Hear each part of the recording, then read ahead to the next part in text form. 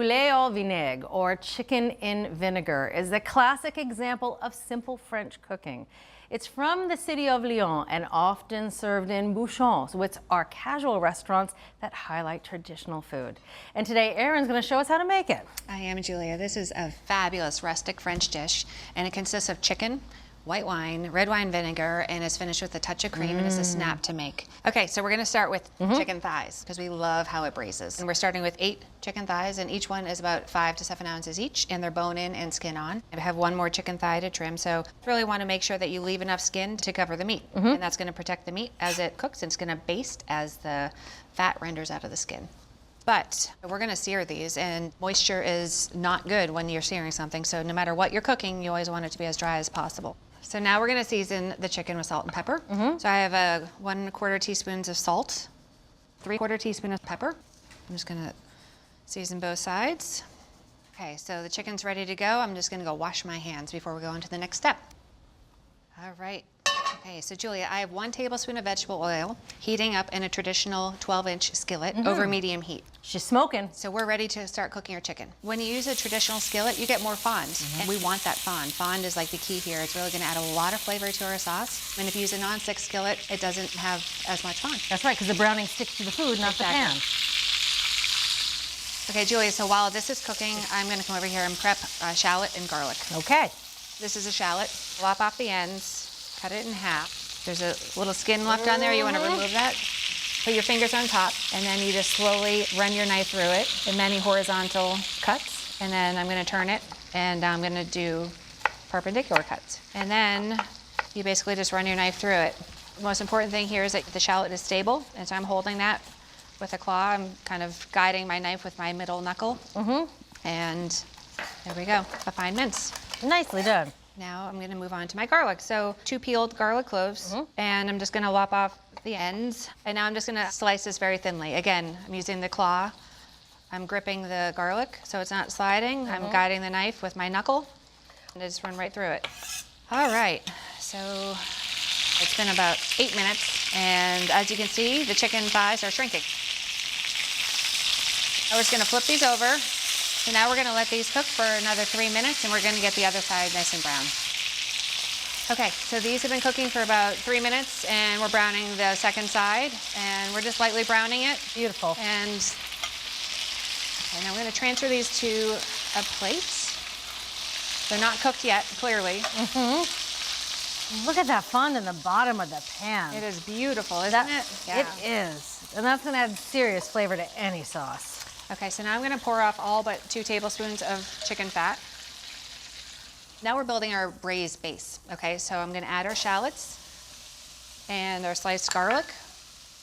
And we're just gonna slowly cook this for about 1.5 minutes. You really wanna scrape that up as the shallots and garlic soften, because you wanna incorporate that into our braising liquid. All right, so you can smell that, right? That It smells just smells so amazing. amazing, doesn't it? Now we're gonna add our liquid. So I'm gonna start with 1 cup of chicken broth and 1 cup of dry white wine. And if you don't have white wine on hand, you can also use vermouth. And then the star of the dish, red wine vinegar. We're using 1/3 cup of red wine vinegar. So I'm just scraping up any last fond that I might have missed earlier. Okay, so we're just bringing this up to a simmer, and now I'm gonna add the chicken back to the pan. Skin side up. If we did it skin side down, we would just totally lose our nice, crispy, beautiful skin. All right, so we're gonna put this into a 325-degree oven on the lower middle rack. The sweet spot that we want to keep this chicken cooking at is between 140 and 195. Okay. And we want it to be in that range for as long as possible.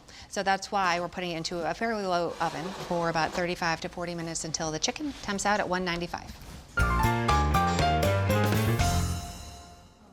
That smells amazing, Erin. Thank you. All right, so we cooked this for 35 to 40 minutes, and it cooked until it reached 195. We didn't want to go beyond 195, or else it will start to get dry. That's right, and fall apart. But you still managed to keep that crisp It's so crust. important, right? We worked hard for that crust.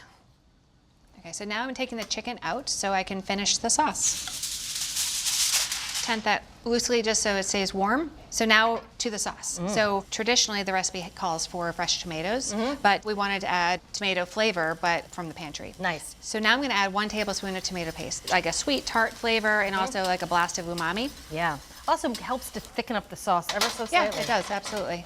And as you can see, there's more fond on the edge of the pan. You want to scrape that in. Looking mighty fine there, Erin. Look at that. So this has been reduced down to 1.25 cups. We are ready to finish it. I'm going to add 2 tablespoons of butter, off heat, and a tablespoon of minced tarragon. And look at the consistency. The sauce already has body. It's good on seasoning, but I'm also going to give it a splash of vinegar. So up to a teaspoon of vinegar. It's just going to brighten up the flavors of the dish. What the heck? I'm going to add all of it because I can taste with my eyes, and I know that it's going to be perfect. You can taste I can your taste eyes. with my eyes. I love that phrase. Now I'm just going to pour the sauce around the chicken, and I'm going to avoid the skin. And a trick that I can show you is I also like to tip the plate. So you can also pour it on one side and then tip it so it goes everywhere. Okay, are you hungry? Would you like to try some? I would love to try some. Would you like a thigh or a thigh? I'll take a thigh. Okay. Or 2. Or 2? Mm-hmm. All right. They look beautiful. I saved a little sauce for our plates. This is the easiest dish to pull together, and it's the most gratifying. All right, here we go.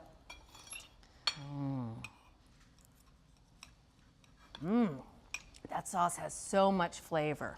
I was worried it was going to have sort of a harsh bite, but it is mellow and smooth and just has a lovely complex flavor. And the chicken is absolutely tender, juicy, supple. Is that good?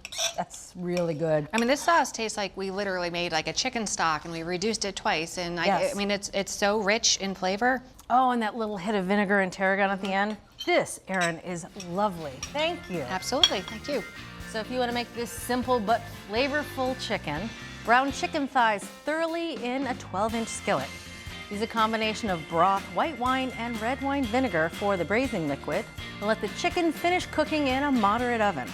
From America's Test Kitchen, a classic Lyonnaise dish, Poulet au Vinaigre. This is definitely going into my weekday rotation.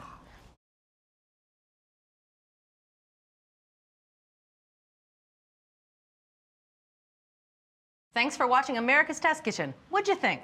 Well, leave a comment and let us know which recipes you're excited to make, or you can just say hello. You can find links to today's recipes and reviews in the video description. And don't forget to subscribe to our channel. See you later. I'll see you later.